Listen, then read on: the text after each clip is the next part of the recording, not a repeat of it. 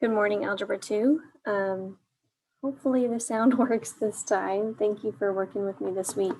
Today we're going to expound on our knowledge of exponential functions. We're going to move into looking at them in word problems and finance specifically.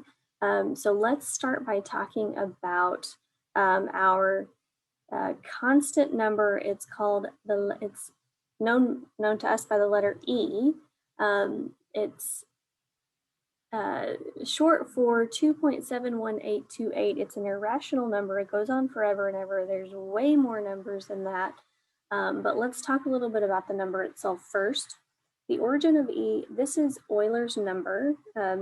If you ever are in math class in college, then this is going to be like something that you'll use a lot. And it's the base of natural logs. So we haven't really talked about logs yet, but we will in the next section. It's also known as log base E, which is ln, known as ln. So how do we use E? We use E today in the finance field, specifically compounding interest. So we'll do some problems here in a little bit with compounded interest. So you can think about compounded interest as like credit card debt or paying off your car. Those are all examples of compounded interest. Where how much you owe is the interest is compounded over time. All right, so let's just kind of look at what this graph looks like. This is f of x to the e, f of x equals e to the x power. And so here it is here. Domain here, just like any other exponential function, is all real numbers, right? We already know that. Our range here is greater than 0, so y is greater than 0. And the y-intercept here is 1, 0, 1. In our asymptotes here, we just have one horizontal asymptote, just like we talked about with our other exponential function. So it's y equals 0 is our horizontal asymptote there. So I'll put that. Here only has horizontal.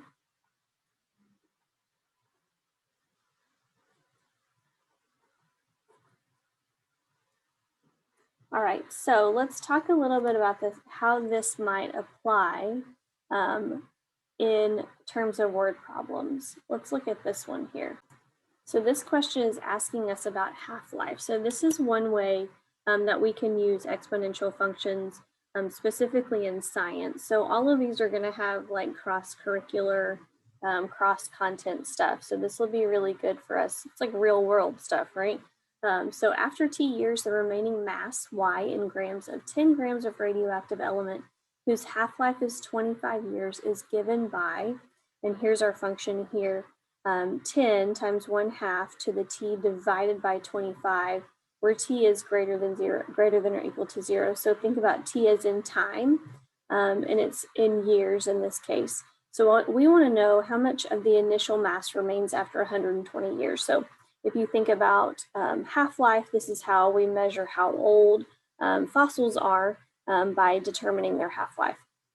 So all we're doing here is taking this 120 and we're going to plug it in for T here. So let's do some calculations. So we'll say Y equals 10, 1/2, 120 divided by 25, and then we're going to go ahead and solve. So I'll pause it here and do some calculations. So if you're using a calculator here, you can use Desmos Scientific Calculator. We use Desmos Graphing a lot, but here you can use Desmos Scientific. So raising that power to a power is what we're going to do first, right? We want to do exponents first, order of operations. So we get 0.03589682359. We're going to multiply that by 10 now.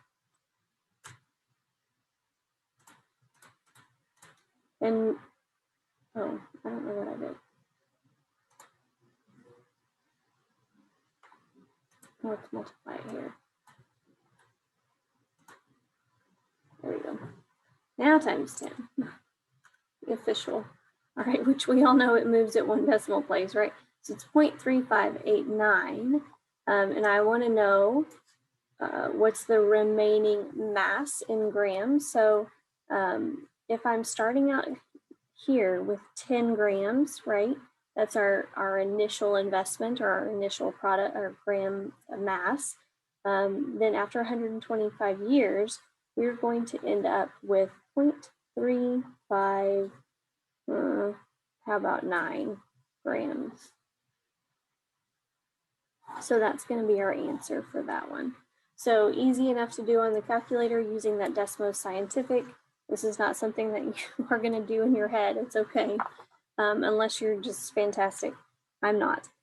So here, let's do operations with E. Operations with E follow all of our operations that we have. I think this is supposed to be an E here. All of our operations that we have with exponents. So if I'm multiplying, I'm adding, right? So this is E to the 6th power. Here we have E to the -1 power, which we know anything to the -1 power goes over under 1 in the denominator. And then here we can reduce our number just like we would normally. And then we're going to subtract. 9 minus 10 is -1. And then we're going to move that on the bottom to make it positive. Write that a little bit prettier. So we have 1 divided by 2 times E. All right, let's move on to the back. We'll talk a little bit about compound interest in the back. There's a couple of ways that we're going to compound interest here. So I want you to think about, here's our 2 formulas, right? One just uses regular exponents. The next one uses our E that we talked about earlier. So let's talk about when you would use either one. The first one, compound interest is definition here, interest that's added to the principal of a loan such that the added interest also earns interest. The addition of interest to the principal amount is referred to compounded. So this is if I'm compounding like bi-monthly or in increments. So use this for incremental. I think that's an I, incremental. We're going to use this one if we are compounding continuously. So notice the difference there. And you're going to see that in the difference in the questions of which formula you're going to use based on the verbiage that they use in the question. So here's our example number 2, a sum of, my goodness, $10,000 is invested at an annual interest rate of 7.5% compounded monthly. Find the balance after 10 years. So that compounded monthly is going to tell us that we're going to use our first formula here because we're compounding it incrementally. So let's go ahead and plug this in. We have A equals, P is our principal. You can kind of see your little notes out there. I know that you've used this one before in algebra. We haven't used this one yet. This one's new. So this will be a review a little bit.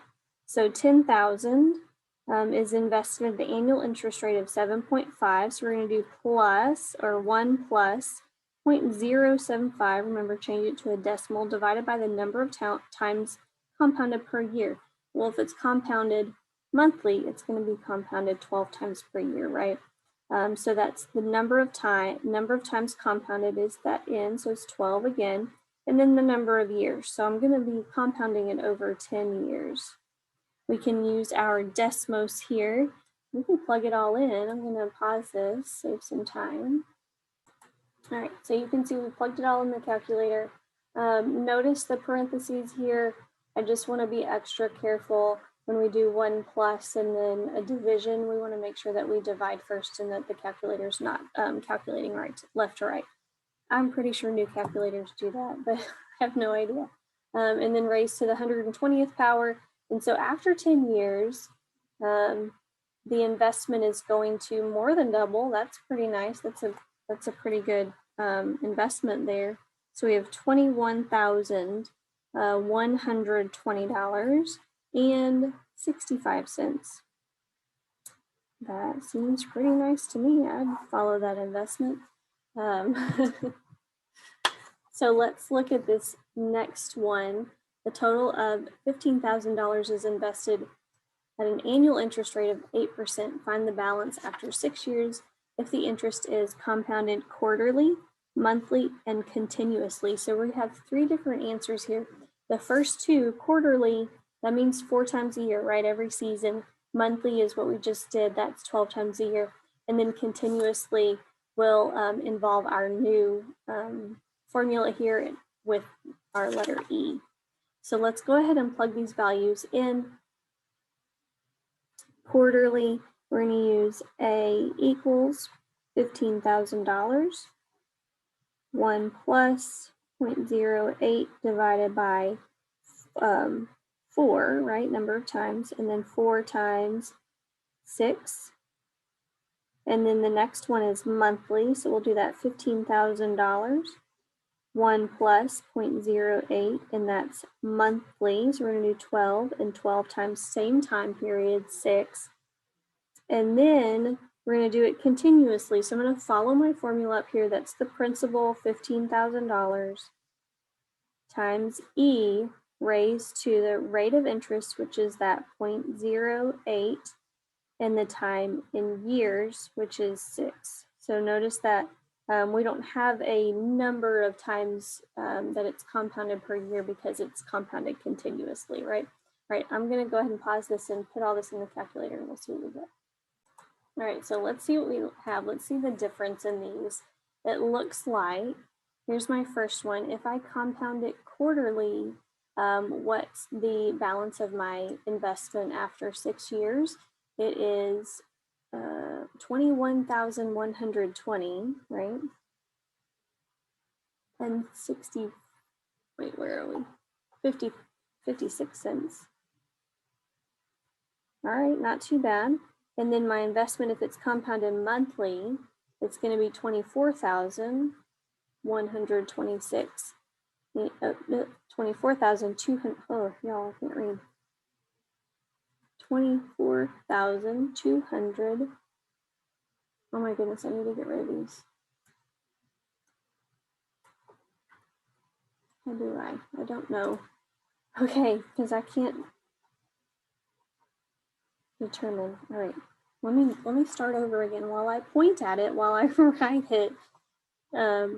So my first one is 24,126 and 56 cents. All right, so not too bad. My second one is $24,202.53. And then compounded continuously is $24,241.11. So interesting to compare them. If we, so then it's funny because the investment is the same, right? But compounded differently. This one is 24,226, but look at this. The more that I compound it, actually the less I'll have after 6 years. And then compounding continuously doesn't give me much more after 6 years, only about $20 more than compounding it quarterly. So very interesting. All right, let's look at our last example here. It says, suppose the annual rate of inflation, you guys have heard that term before, hope, averages 5% over the next 10 years. With this rate of inflation, the approximate cost C of goods or services during any year in that decade will be given by, and here's our formula here, where T, time here, is between 0 and 10 because we're looking at over the next 10 years, right? Where T is the time in years and P is the present cost. The price of an oil change for your car presently is $24.95. That's pretty good. Estimate the price 10 years from now. So we're going to be just using our formula here and this number that we've been given, $24.95, and then 10 years from now to see how much it's going to cost. If it increases 5%, so I want to talk about this. It's saying 1.5 because we've just really taken this 1 and already added it. So that's why it says 1.5. They've done some work for you. So let's plug in our numbers here. If my present cost, see after 10 years, if my present cost is $24.95 times 1.05 raised to the 10th power, let's see what my oil change is going to cost in 10 years. Hopefully not too much more. 1.05 raised to the 10th power, and I'm going to go ahead and multiply it by 24.95. Let's see what we get. $40. So my cost after 10 years is $40.64. I'm having trouble writing today. That's quite a bit of an increase. So hopefully my cost of living raise will account for all of these increased oil changes. All right, we'll do some more today in class together. See you soon.